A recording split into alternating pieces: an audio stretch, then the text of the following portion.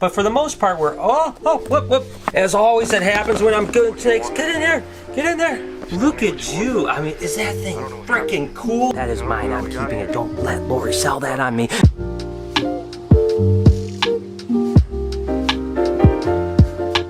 Hey, good morning, everybody. Welcome to the vlog. I hope that each and every one of you has a smile on your face. You're happy and life is fantastic for you. Well, we know that isn't reality, but we can take the next 12 to 15 minutes and set all those things aside and just have a great time together. You know, I love reading your comments, so please comment down below, as well as smash that like button. I'm going to share a couple comments that I just absolutely love from yesterday's vlog. One was, roses are red, Brian is cool, Lori is angry, and Noah is a fool. I just had to laugh when I read that comment. The other thing was a question, and it said, if you had to choose your family or your animals, what would you choose? And I did want to address this topic really quick before we start looking at some baby snakes, the last baby snakes of the season, by the way. And that is, I'll be honest with you guys, I hope I never have to make that decision, but family always comes first. None of this matters if I don't have my family to share it with. So as much as I love the animals, I love my family more, but let's hope that I never have to make that decision. But regardless, guys, I love reading your comments. I love interacting with you guys. You guys are absolutely amazing. What do you say we just make this an amazing day together and get things started? And like I mentioned, we're down to the last hatchlings of the year when it comes to snakes,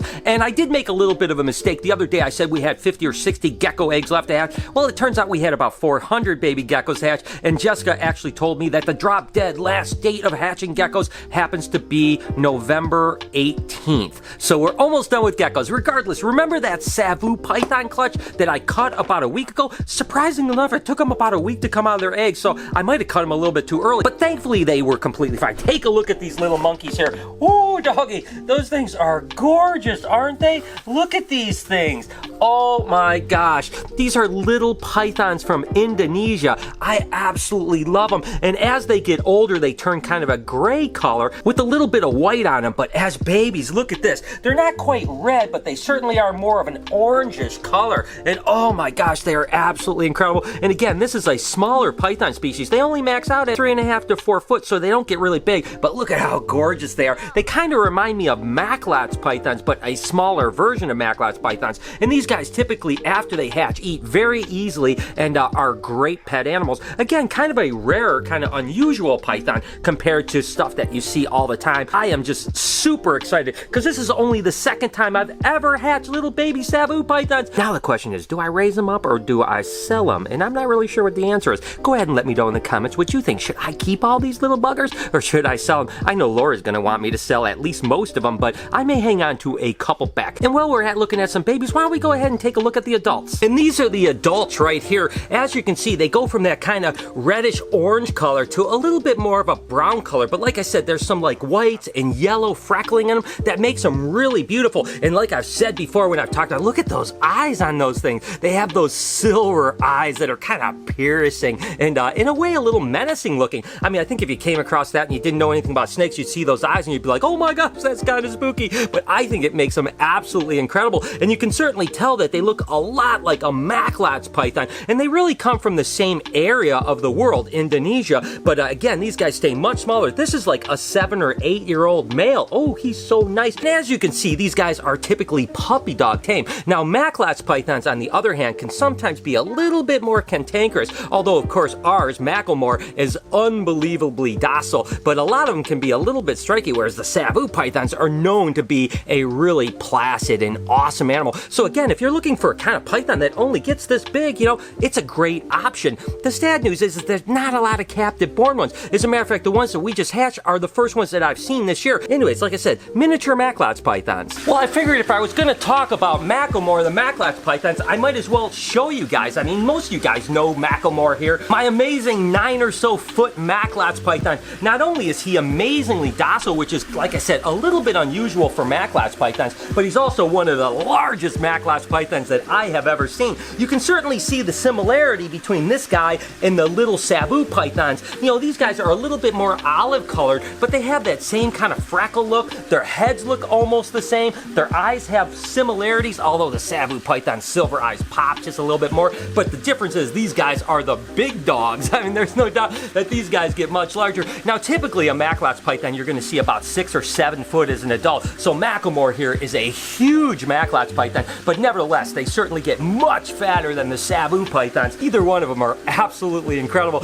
Now, the other difference is you saw the little baby Sabus are pretty chill, you know? They just kind of hang out. Little baby Macklot's pythons want to eat you alive. I'm telling you what, when we've hatched out Macklot's pythons in the past, we just hatch out 6 or 8 or 10 of them. They're little pistols, just, they're just trying to eat you alive. So they are definitely very different when it comes to temperament. But again, I just wanted to share with you the bigger version of the Sabus, the Macklot's pythons. A couple quick updates because you guys are always asking about. My girl Verde here did not eat again this week, which is nothing that I'm really terribly concerned about. Anacondas are notorious for not eating for a month or two after they're born. Although I do want to get her eating. I mean, my gosh, I wish she would eat because I know if she starts eating, she's going to grow. And in my head, I keep thinking, I can't wait till she gets 10 foot, 12 foot, 15 foot long. I'm going to love her for the next 25 years of my life, I guarantee it. But I wanted to update you guys on her not eating, as well as Helen, the no-eyed snake, and her 2 siblings that have one eyes. Again, we had sent the one of the one eyes out, and I'm going to have to get an update on this, but the one eye that we still have left is not eating, and unfortunately, Helen didn't eat this week either. So again, we're going to just have to keep assist feeding, but you can look at how chunky she looks. She looks unbelievable. I mean, she looks about the same size as most of the pythons that hatch at the same time that have been eating good, because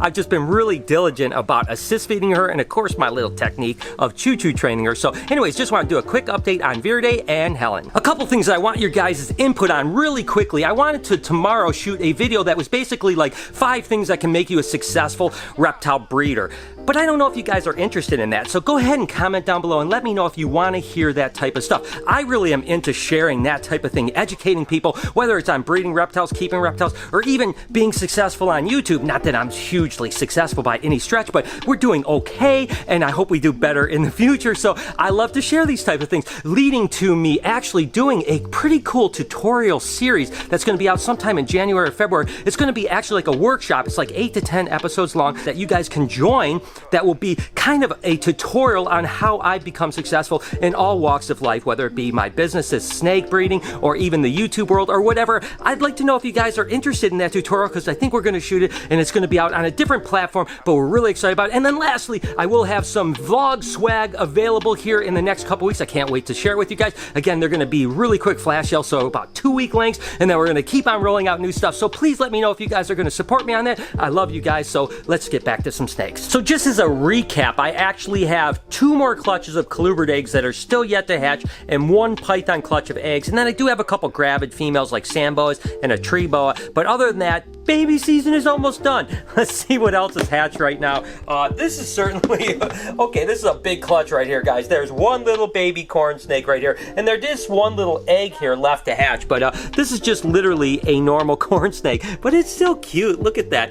It's definitely not what I would say, oh my gosh, that's a lot of babies in that clutch. That was 1 egg. And I've always said that those second clutches, oftentimes the fertility is kind of bad. So it's not that unusual to have 1 or 2 or 3 eggs in a clutch that have been fertile, and that's also that exactly what happened there with that corn clutch. Oh, and then here we go. Here's some nice pueblos. We've got some apricot pueblos here and some normal pueblos. It looks like we've got a couple eggs left on this side, but for the most part, we're, whoop. As always, that happens when I'm good snakes. Get in here. Get in there. Oh. Make sure there's no heads. Okay, good. As always, when I've got baby snakes out, I am so terrible. I guess it's because in one hand I'm holding a camera, the other hand I'm like, But anyway, so there's some Pueblo milk snakes. And again, just a couple more clutches to hatch over the next week or so. We have probably, a few hundred geckos still left to hatch, and then that last python clutch, and then maybe some live bear. And speaking of leopard geckos, I don't know, every day I look at this animal, I thought I'd show you. Look at, this is my favorite gecko that we hatched this year. Look at how cute he is. Oh, come on, little monkey. Look at you. I mean, is that thing freaking cool or what? It's like a Dalmatian gecko. And it was funny because I was talking to Laura yesterday saying about, I'm going to keep that gecko. And she's like, no, you're not. We're putting it on the website. So if you guys happen to see it on the website, do not buy it. That is mine. I'm keeping it. Don't let Lori sell that on me. But regardless, I am going to get out of here, guys, because we're pretty excited today. We're going to go get some koi. Now, remember the other day we went to that koi place, and koi were like $500. Can't spend that on a koi. So Lori actually went to PetSmart or Petco or one of those stores yesterday to get some dog stuff, and she saw a koi for like 10, 15 bucks. Again, I know they're not high-end koi, and I know that some of you guys will be like, don't deal with Petco and PetSmart, but to be honest with you, I'm going to tell you the truth. I think there are good Petcos and there are bad Petcos, and there are good PetSmarts and there are bad PetSmarts, and there's good independent stores and there are bad independent stores. The truth is that Petco and PetSmart are still stores that tons and tons of people walk in there that don't have any exposure to animals or reptiles at all, and they walk in and they see them, and sometimes that can convert them. So even though all things have goods and bads about them, I'm not a hater on the big box stores. The truth is, tens of thousands of people a day walk into those pet stores, those big box stores, and they see animals, and maybe it sparks their interest and curiosity enough to eventually get good animals. So I don't mind supporting Petco and PetSmart, and I understand why you guys sometimes have a problem, but I personally don't have a problem with it whatsoever. And so I'm going to go to PetSmart or Petco or whatever store that was, and I'm going to buy some koi for the pond, and I am super excited about it. So there, let's get out of here and go do that. So we are heading into PetSmart. I am so excited. This has been like months I've been waiting for these fish, man. I don't know why I'm so excited about it. I hope we find some good ones.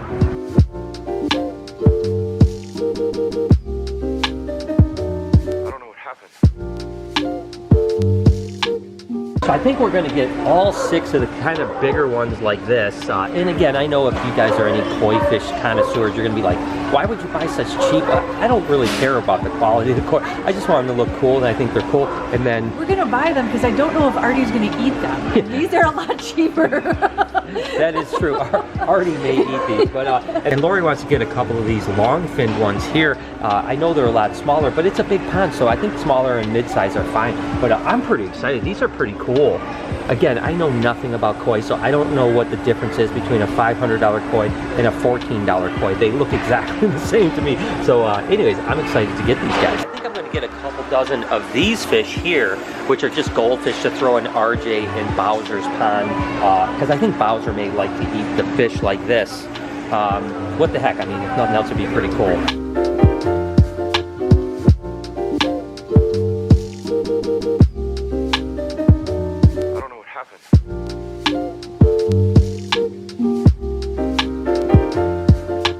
All right, so we've got our fish here. We actually have the koi in the back because we're obviously going home with them. But first, I brought 20 of these kind of just normal fish to throw in with Bowser and RJ. I have no idea what's going to happen, but you know, Bowser hasn't eaten rodents, so maybe he wants fish. And I think RJ might get a little bit of enjoyment out of chasing around too. So I'm going to go and drop these in the pond, and then we're going to head home and put the koi in the pond. Okay, guys, so I've been floating this bag of goldfish for about 10 minutes, and guess who's been very interested in this bag? I think RJ may be the one that eats these little goldfish because he seemed like he was super into it. I kept on worrying about him coming over and biting it, but he was just kind of checking it out. Bowser, of course, is always underneath there, so I'm going to go ahead and just release these in here and see what happens. I have no idea.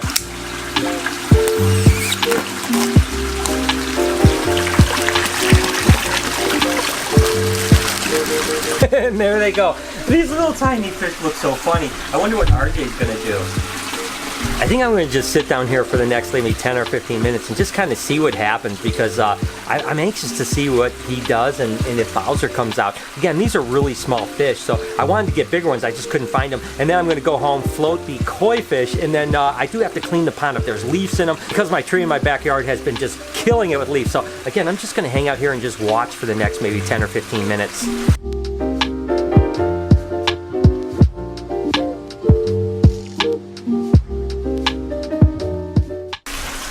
Oh my gosh, guys, that is freaking epic. I mean, RJ is so into it. And to me, this is a little bit of like enrichment as well, right? It gives him the mental and even physical exercise, you know? He is so into these fish. So I'm going to try to get some bigger fish because it's going to be really hard for him to catch this. Whereas Bowser, will use that little lure, now go in and it could get it. RJ's just probably not fast enough to get little tiny fish. So if I get some nice big fish for him, I think he's going to really love it. But this is just absolutely incredible to watch. Okay, so we are about to put the fish in the pond, and we're going to float them because it's definitely getting a little bit chilly out here. So we'll go ahead and float these guys so that the water temperature adjusts before we let them go for probably a good half hour, 45 minutes. In the meantime, you can see my tree is starting to really shed its leaves, and the whole pond is full of leaves. So Lori is cleaning the leaves from around the pond. I have to clean the leaves in the pond. So while these guys are adjusting, I've got my work cut out for me.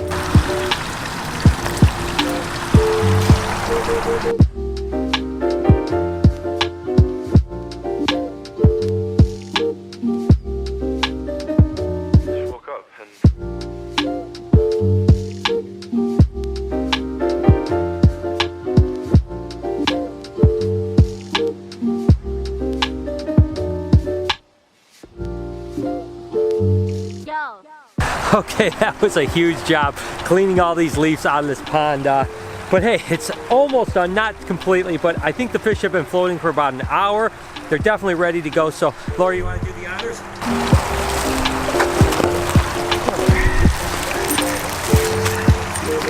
The first fish in the Barczyk family pond. All right. Here's the big ones. There they go. Yay! And there you have it. I'm excited. We finally have koi fish in our pond. What do you think, Laura? Is that awesome or what? I mean, Pretty excited. I'm excited to see how excited Artie's gonna be. when Artie sees these swimming around, she's going to be really excited. They are just kind of hanging out now, kind of disappear. This is a big pond for such little fish. I mean, they definitely looked a lot bigger at the pet shop. They are all down there, swimming around. So how awesome is that? I am so excited. It's been months in the coming. Finally, we have fish. All right, guys, so I'm gonna go ahead and end the vlog here. I am excited about my koi. It's a little bit of a bummer that it's so cold outside that they probably won't move around too much until the spring, but it's still cool to have them in there. It's just exciting to wake up in the morning, and it's really awesome to see RJ going crazy about those fish. That's gonna really kind of up his spirits, I think, and hopefully Bowser will eat too. So regardless, I hope that you guys have an amazing day. Thank you so much for tuning in today. You guys mean the absolute world to me, and I love you to death. Can you do me a couple of favors, please? Can you smash that like button and turn the post notifications on? That way you know when I upload a video, which is every day at 9 in the morning Eastern Standard Time. Remember to be kind to somebody, and I promise I'm going to see you guys tomorrow.